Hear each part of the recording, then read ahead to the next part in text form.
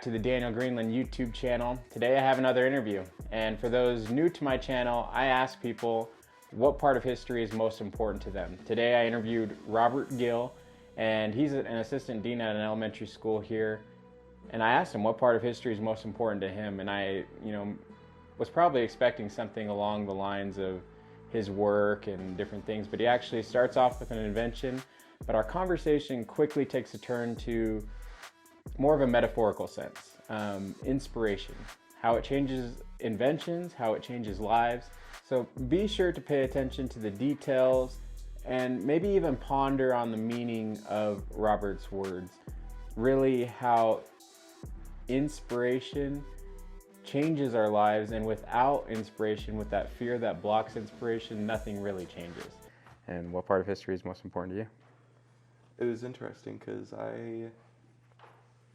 I'm not a history buff. Okay. Really. That's okay. And that's one of the things when you sent that, I'm like, I don't know if he got the right person. But then I started thinking about it a little bit more. Mm-hmm.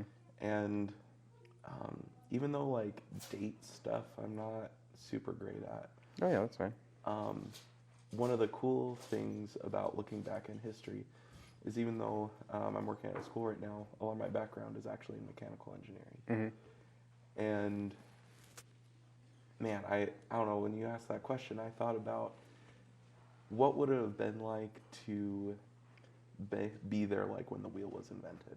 Okay. You know, I'm moving a bunch of stuff, I'm dragging it on the dirt, and then my friend Joe comes over and he's like, dude, I've been thinking, man, and I'm tired of pulling this stuff around.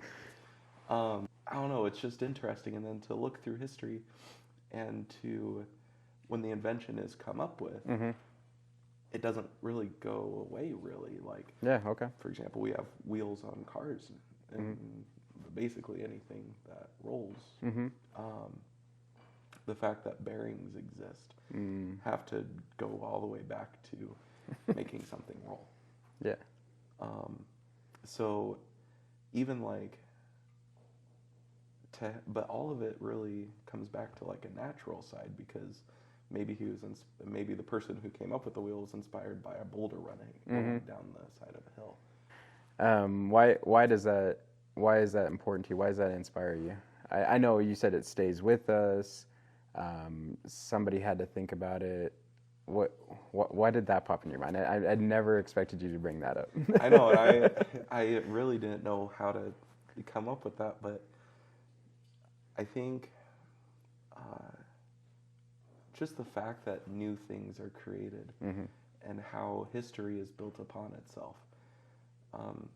We can take one of the more modern examples is building a computer. Mm-hmm. You know, people say that like, oh man, I built this sweet computer and all this stuff, but they didn't build the RAM, for mm-hmm. example. They didn't build the components in the computer. Mm-hmm.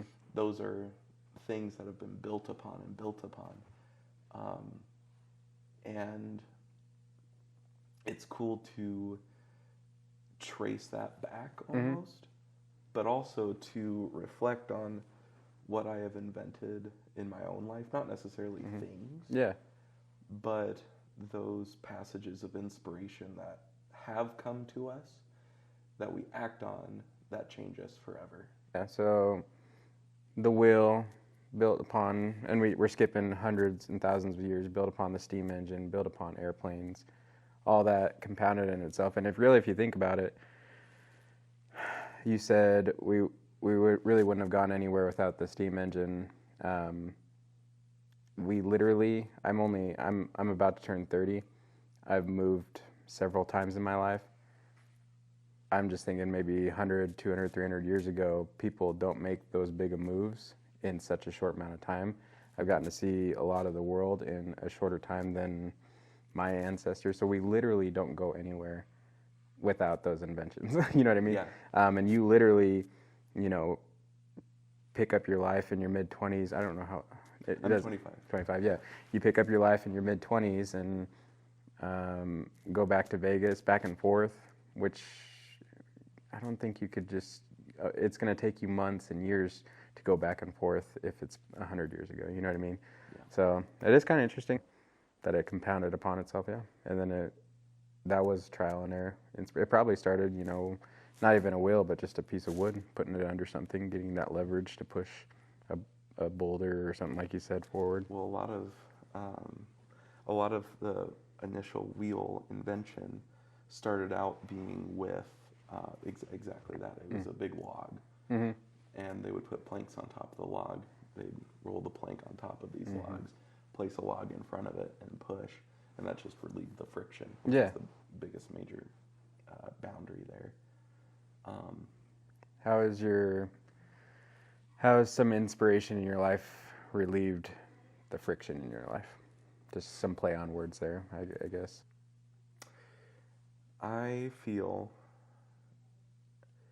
Sometimes I feel a weight of,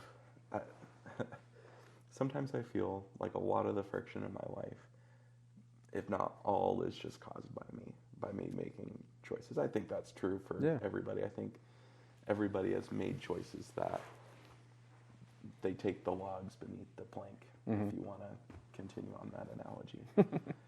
But, and right now, it's funny, we're talking about that. There are some specific people in my life that I really love and I really care for, that I want them to know that I love them and care for them. And I think there are some things that I definitely need to work on. So right now I'm going a bit through that trial and error of seeing what works, what doesn't. The inspiration to progress, the inspiration to progress ourselves will forever change us. But it is always limited by our continuing to be inspired. If we are limited by our inspiration, we will never be able to reduce the friction or reduce the struggles that we're trying to get through. All of the things that we look back on historically, whether that's family history, genuine human history, or even just our own history within ourselves, we can look back on moments in our life that have gifted us the opportunity to progress. It's something that all of us have to take for granted, I think. Because if we don't take it for, I think with us taking it for granted, it allows for more progression. Well, we also need to recognize that this is those unsung heroes of our history. Yeah, as you're talking, I think I have some friction in my life where if I just acted upon some of my inspiration and just, like, for example, with my parents, I don't like necessarily talking to them. I don't have the greatest relationship with my mom, for example. I don't like necessarily talking to her because it irritates me. However, if I talk to her more, there would be probably less friction between our relationship. I need, if we act upon those inspirations and thoughts, it would actually probably make our lives easier. But that fear that holds us back, we're not able to run smoothly like a wheel. We're not able to, continue to progress. So, and you may have regressed in some ways coming to Vegas, but overall, overarching picture, you probably pushed yourself forward just by acting upon that inspiration to come back and be close to family and pursue education and stuff like that. So it's an interesting thought. I think those two thoughts, the invention of the wheel and inspiration and progression, they actually correlate pretty well. So, and it's stupid. The stupidest thing is, sorry, just to keep going on what you were saying, because reaching out to people it should be such an easy thing, or making these little decisions in our life, and it is not easy. Oh no. And I think we can easily look at other people and say, oh, they chose to do that with their life. Yeah. That probably took a lot of courage and guts and effort. And it's stupid how stupidly simple it is. Mm-hmm. But it's not the simplicity of the friction and the trials and the obstacles we have to overcome. It's the difficulty of making those. Yeah. I really like what you said. Inspiration and inventions just compound on themselves. We really don't know what inspirations, we're talking really about our own personal lives, what those inspirations that make our lives more great, but we don't know the trickle-down effect to other people's lives. So just like the inventor of the wheel didn't know how amazing, flight and all these other things down the road, travel would be. Electric cars now, have you ever driven a Tesla?